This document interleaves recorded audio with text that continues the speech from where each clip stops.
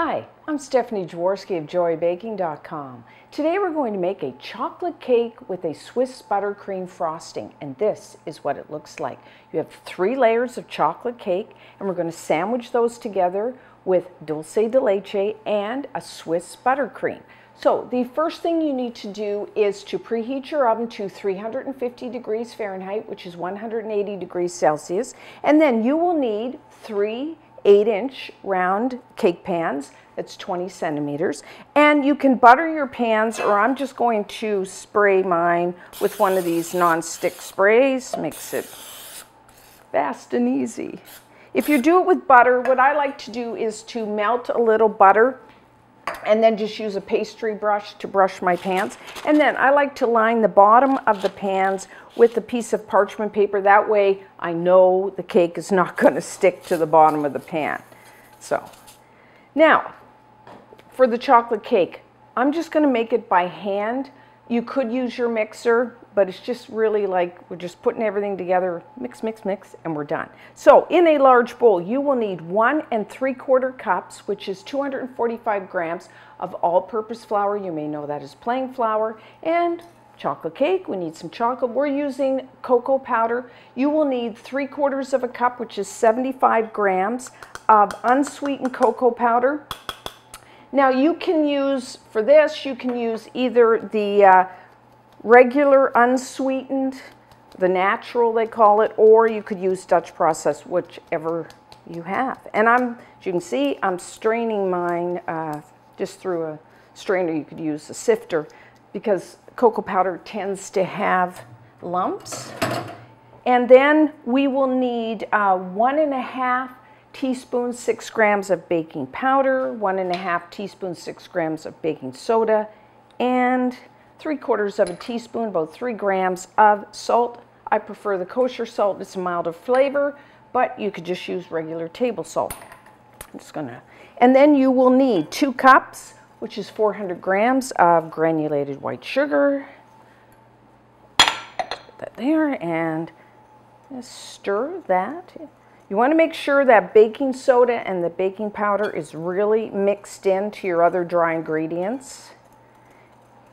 So, like I said, you could put this in your mixer. You could have the paddle attachment, or you could use a hand mixer if you don't want to do it by hand. But, okay.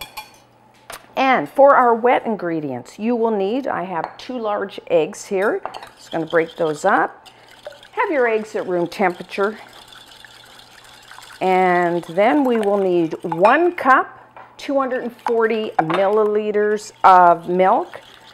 Now you could use, a full fat, a whole milk, or sometimes, if you only have in the house like a 2% reduced fat, I wouldn't use a skim here. You want a little fat here, but a 2% is all right. And then I really like a coffee flavor with chocolate, so I am using 1 cup, which is 240 milliliters of, this is just coffee from this morning, freshly brewed. You could use instant. Now, some people do not like coffee, then just use water. Same amount, 1 cup, 240 milliliters. That's absolutely fine. We need some flavoring, 1 1/2 teaspoons, 6 grams of pure vanilla extract. And we need a little fat. The fat is in liquid form. It is 1/2 cup, 120 milliliters. Just a flavorless oil. That means like a vegetable, corn, canola, safflower. You could even use a light olive oil. Good thing about when you use oil instead of butter in a cake, you can refrigerate the cake. It doesn't get like hard like when you use butter. So I'll just put that there. Now I just going to put a little well in the center and just pour all my wet ingredients in there, and we're going to mix it together and we're done. Really fast and easy chocolate cake to make. I'll just stir it. But like I said, if you want to use your stand mixer, then go ahead.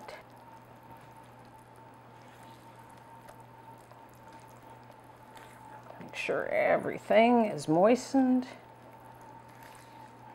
So now I'm going to divide my batter You want to divide it evenly because you want all the cakes to bake in the same amount of time.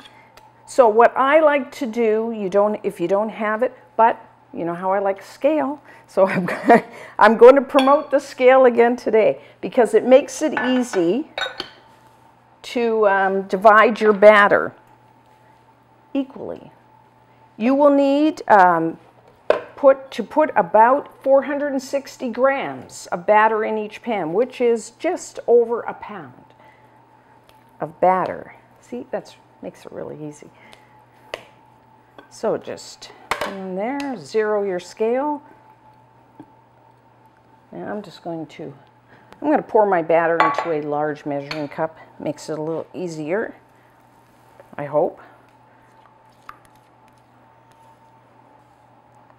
Okay. So, let's see if I can do this.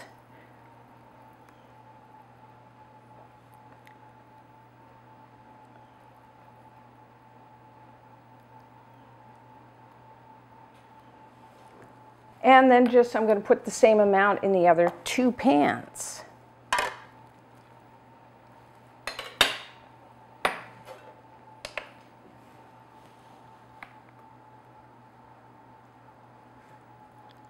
Okay, so we're done. So now we're going to bake our cakes. Try to space them. You may, if your oven, I have a large oven, I can fit all 3 layers on one rack. If not, then you may have to do 2 racks, or you may have to do 2 at a time. But, because you want enough air to be able to circulate around the whole pan. So if your oven isn't big enough, don't jam them in there. So I find for these cakes about 20 minutes. What we're looking for, of course, is your toothpick inserted into the center just comes out clean. And what you will notice around the outside of the cakes will just beginning to shrink from the side. So about 20 minutes, you may want to check that a little earlier. Everybody's oven's a little different.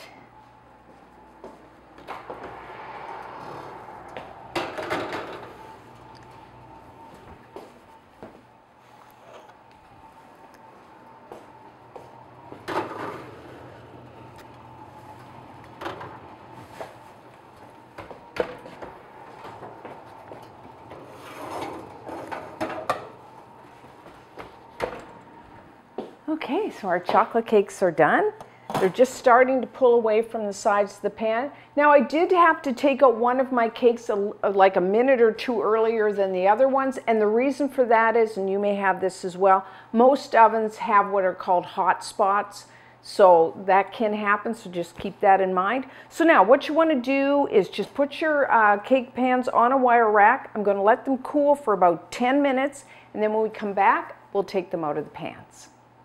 So the first thing you need to do before taking your cake out of the pan is to take a little butter, or you can use oil, and just rub your wire rack. And that way when our cakes cool, they won't stick. So, and then you have your cake in the pan.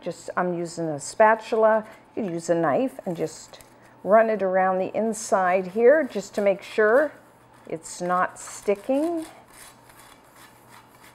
And then I have a wire rack, put over the top, flip, hopefully it lifts off, and then just peel off. And then we're going to flip it back so it cools right side up, like so. So I'm just going to let those cool completely, and when we come back, we will start our Swiss buttercream. So now we're going to start our Swiss buttercream frosting, or it's called Swiss meringue buttercream, and we're going to start with our meringue. So you will need a saucepan of simmering water, and then in a heat-proof bowl. I prefer stainless steel. You will need 3/4 of a cup, which is 180 milliliters or 180 grams of egg whites, and then you will need 1 3/4 cups, which is 350 grams of granulated white sugar. And I'm going to mix those together, and I'm just going to whisk these together off the heat. And then what we're going to do is just place our bowl over our saucepan of simmering water. And you don't want the bowl to be actually touching the water. So I'm just going to put that up there. And I'm going to whisk this constantly because we don't want to cook our eggs. We just don't want them to warm up, our egg whites to warm up, and we want the sugar to dissolve. So whisk constantly. Our arm will get a bit of a workout. And what I'm going to do is I have an Insta-Read thermometer, and I want to take this mixture up to 160 degrees Fahrenheit, which is 71 degrees Celsius. And the reason I'm taking it to that temperature is that is the temperature where the risk of salmonella is gone. So some people just, if you're not worried about that, what you can do then is just warm this mixture up and make sure if you rub a little between your fingers, it'll be warm and it won't be gritty from the sugar. You want to make sure the sugar has dissolved. But we will take it up to the 160 or 71. And then you will have to have, I have my electric stand mixer here with the whisk attachment, because once we take this up to the temperature, then what we're going to do is we're going to beat it until it becomes like a meringue, nice and thick. You could use a hand mixer if that's what you have. So I'm just going to put this in here. I'll have to turn it, see what I'm doing here. So just keep whisking. Okay, we are at 160. I'm going to take it off the heat. I don't know about you, but my arm is a little sore after doing that. It's good for us though. So we are done. So now I'm just going to wipe the bottom of my bowl and then plug that, noisy, and I'm just going to pour my mixture into my bowl.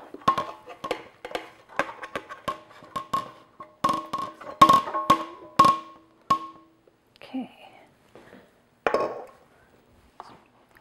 Out of the way so you can see what I'm doing.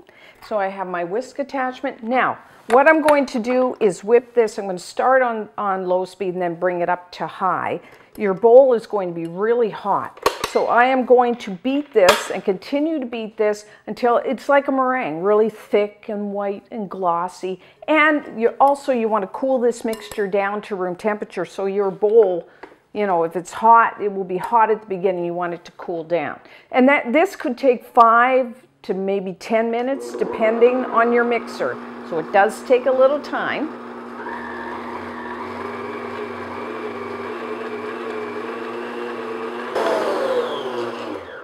Okay, so if I feel my bowl, it was really hot when I first put my meringue in there, but now it's cooled right down. And as you can see, we've got nice, stiff, shiny white peaks.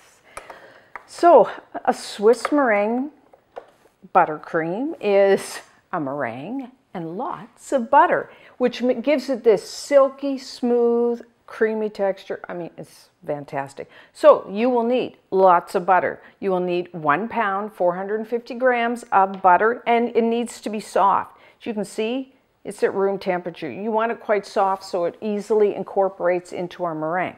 So I'm going to put half of it in now, and we'll beat that in.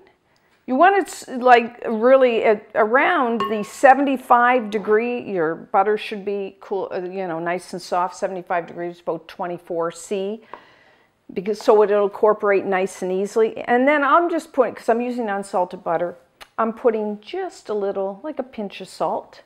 That's 1/8 of a teaspoon, if you want to be exact. So I'm just going to beat the butter in, this first one.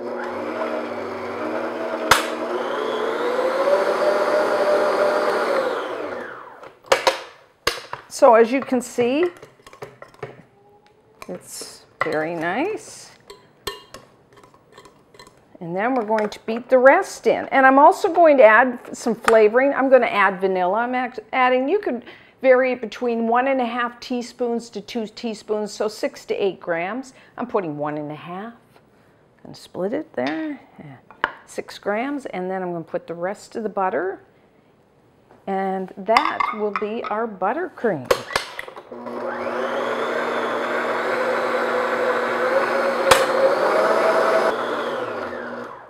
Okay, so we're done. Really, that's pretty easy to make your buttercream. Now, my kitchen is really warm today. If you find, which can happen, that your buttercream is a little soft, mine's not too bad, then just pop it into the fridge for, 10 minutes or so to firm up, which I may do, because it's a little soft. So I'm going to do that maybe 10 minutes. And then when we come back, we will start assembling our cake. So now we are going to assemble our cake. First thing you will need is some Dulce de Leche. You will need about 1/3 cup, 80 milliliters. I'm using just store-bought. If you want to make your own, you can go to the joybaking.com website, and I do have a recipe to make your own Dulce de Leche. And then what I've done is just I put it in a piping bag. You could just use like a plastic bag, and then I just clipped off the end. I didn't bother with a tip for that. And then we have our beautiful buttercream frosting. And I am going to put that in a piping bag. So you will need a large piping bag, fit it with about a half-inch tip, which that's just a plain tip, that's about 1 centimeter. And I am going to, when you're filling your bag with anything, what I do is I just twist the bag and then kind of put it in there. That way when I put whatever I'm putting in my bag, it doesn't kind of come out the end as I'm trying to fill it. Just a little tip there. And I'm just putting some of the frosting. We won't need all of it at this point. So, because we are doing what the professionals do, I'm going to show you that, what is called a crumb coat. It's just a very thin layer of frosting on our cake, and what it does is it will seal in all the crumbs. So if you have a turntable like I do here, very handy thing to have. You don't have to. You could just put it on your serving plate, but it makes things easy. And then I'm using one of these cake circles because it makes it easy to, lift up, transport your cake. You can buy these cake decorating stores, party stores. You can buy them online, places like Amazon. So I'm going to take that. I'm going to take one of my cake layers, and I'm going to put it on the cake circle. Now, as you can see, what I'm doing is the bottom of the cake is now the top, because it gives me a nice flat surface. And what I'm going to do, just to help make so it doesn't kind of move around, I'm going to put just a little of my buttercream on there. Hopefully that will act as a glue. So when I'm spinning my turntable, it doesn't, although it still slides a little. So there we go. Now, just a little point. If you want like a flat, like some people, the professional cakes, they have that really flat top. And, sometimes our cakes, even the professional, they're not perfect. Sometimes you get a little dome. And if you do, and you want a perfectly flat, kind of pressed down, but if not, what you can do, I think this one, if I eyeball it, it's not perfectly flat. What I can do is just take a long sharp knife and just cut off that dome. Now the cakes are kind of sticky, and if you had some like plastic gloves, you could wear those so your hands don't get all sticky. You could keep the leftover cake if you wanted, and some people like to just mash up the cake and use the crumbs to decorate the side of your cake. So you could do that. I think that's pretty good. So we'll have that ready. So now, what we are going to do is I'm going to take my pastry bag, put it down, and you want to get the air out of there. Just as a little point here, your buttercream, you can make it ahead of time. It can sit at room temperature for a day. You can put it in the refrigerator for a week, or you can even freeze this stuff. It's great. But you know, if you have it in the fridge and it's cold, bring it to room temperature, and then you might have to re-whip it, you know, because you don't want to do it cold. It's too hard. So what I'm going to do is just pipe just a thin all the way around the outside of our cake, like so. Looks good. And next, I'm going to take, now if you didn't want to use Dulce de Leche, you could use a jam or preserve, you know, raspberry, apricot. You could use Nutella. You could not use anything, just have frosting. So what I'm going to do is just, again, I'm just going to pipe like a circular,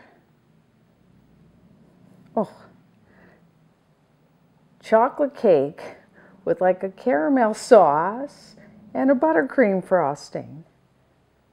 What's not to like here? Okay, so that is kind of have a nice ring. There we go. I'm not even, you know what? Because if you do it like that and get a good, I'm not even going to bother spreading that out. Then what I want to do is just put a little of my frosting on top. See, this is why the piping bag, I mean, you don't have to use a piping bag. You could just, you know, take your offsets or your spatula and do it. But I find, you know, it makes it a little easier. And hey, we want things to be easy. And then I'm going to spread this out. Maybe I didn't put enough, but no, I think maybe a little more. And now if you want to make sure that that's perfectly flat, what you can do is kind of get down there and make sure it's pretty level. And then we are going to take our next layer, and again, I'm going to put that top of the cake down, because then you get that nice flat surface, and then just kind of gently press. Try to make sure it's right on top, and then we're going to do the same thing again.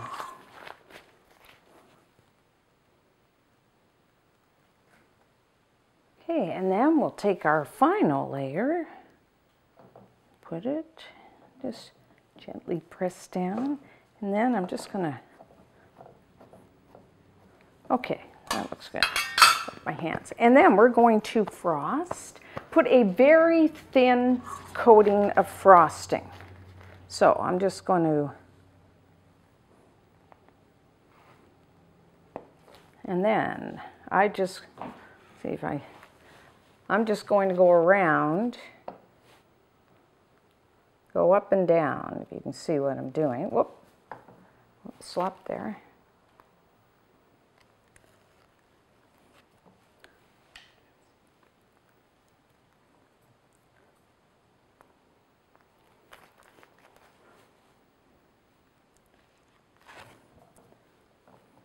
Fix that up. Okay. And then we are going to take our spatula, spread it. If you didn't put enough, put a little more. And same on the sides. Scoop that up. Now we're only looking for a very thin coating, that's going to seal in all of our crumbs, so that when we do our final coat, we don't have, it'd be a nice smooth layer of frosting. Okay, that looks pretty good. Make sure you get the bottom. I have that tendency not to put enough on the bottom. I always do that. So do what I say, not what I do. So as you can see, we got a, you know, it looks pretty good. Okay, and then what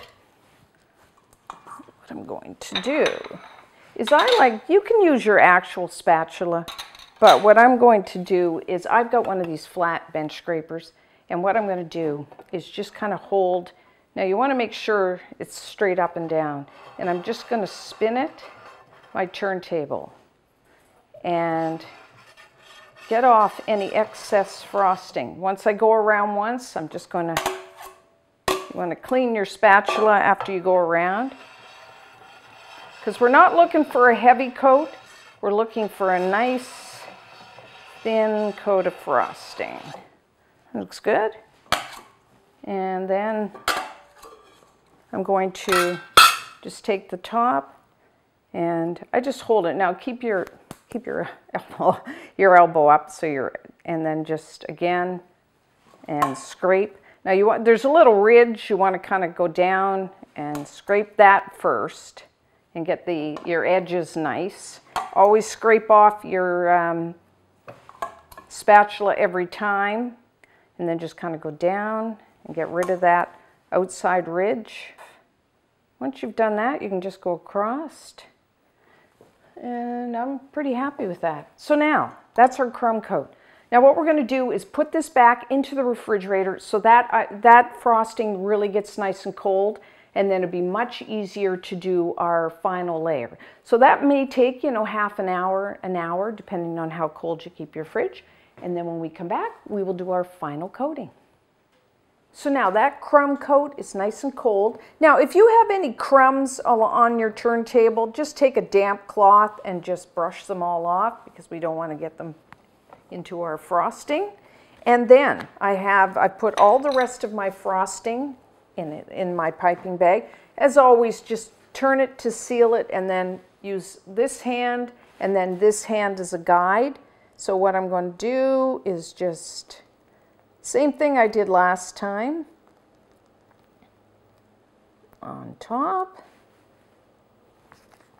and then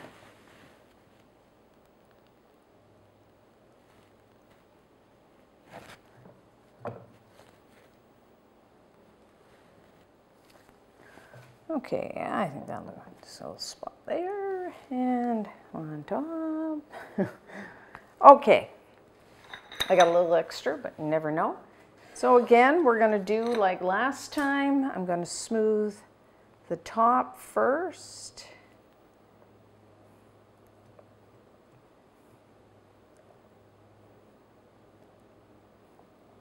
And then, you know, just go around the sides. Look at that. Select a little.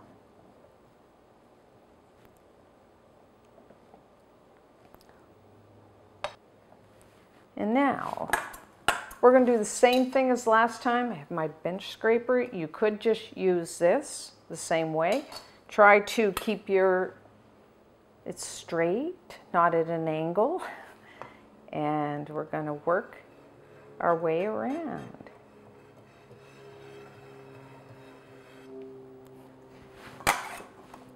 Scrape off your scraper every time. So what I'm doing is I'm just holding it straight, and then I'm going to move the turntable to kind of try to get that. Now, how much and how perfect you want it is up to you. If you want to spend some time and make it absolutely perfect, then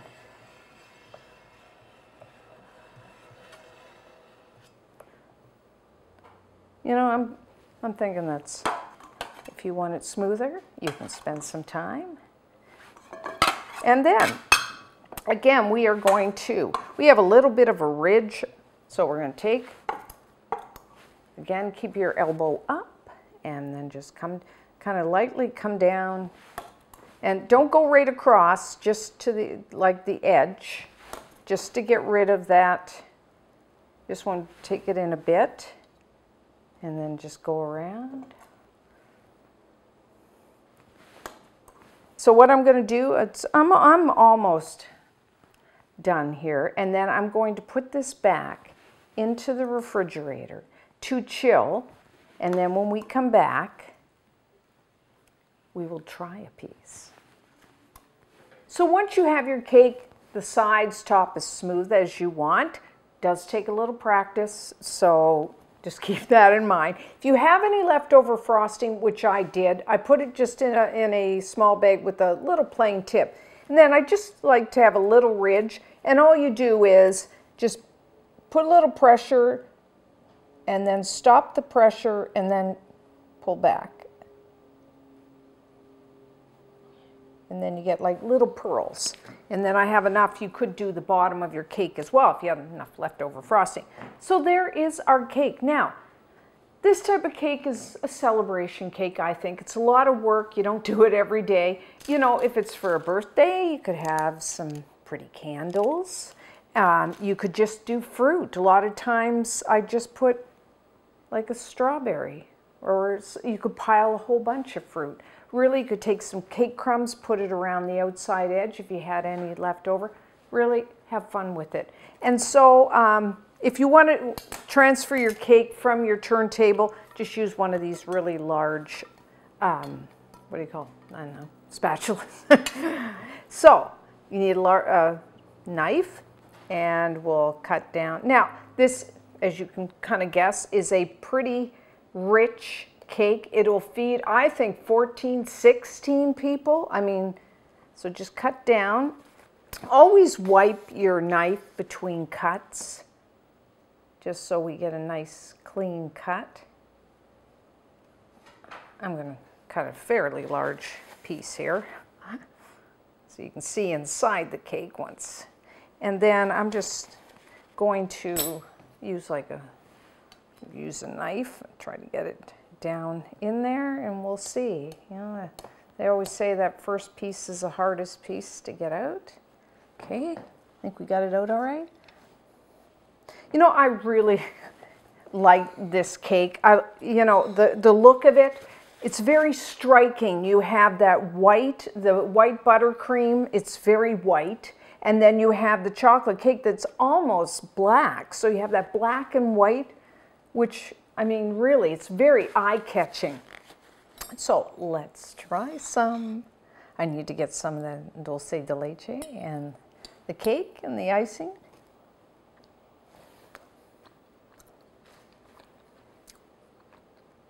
I like the flavor very much. You have that very rich chocolate flavor. It's a very moist cake. And then, of course, you got the Dulce de Leche with the caramel, which is good. And then that frosting, that buttercream frosting, surprisingly, is very smooth. It's very creamy, not too sweet. And I think the mix of flavors there is excellent. Now, you want to store this cake in the refrigerator, but always with buttercream. You want your buttercream at room temperature before you serve the cake. So try this one. And until next time, I'm Stephanie Jaworski of joybaking.com.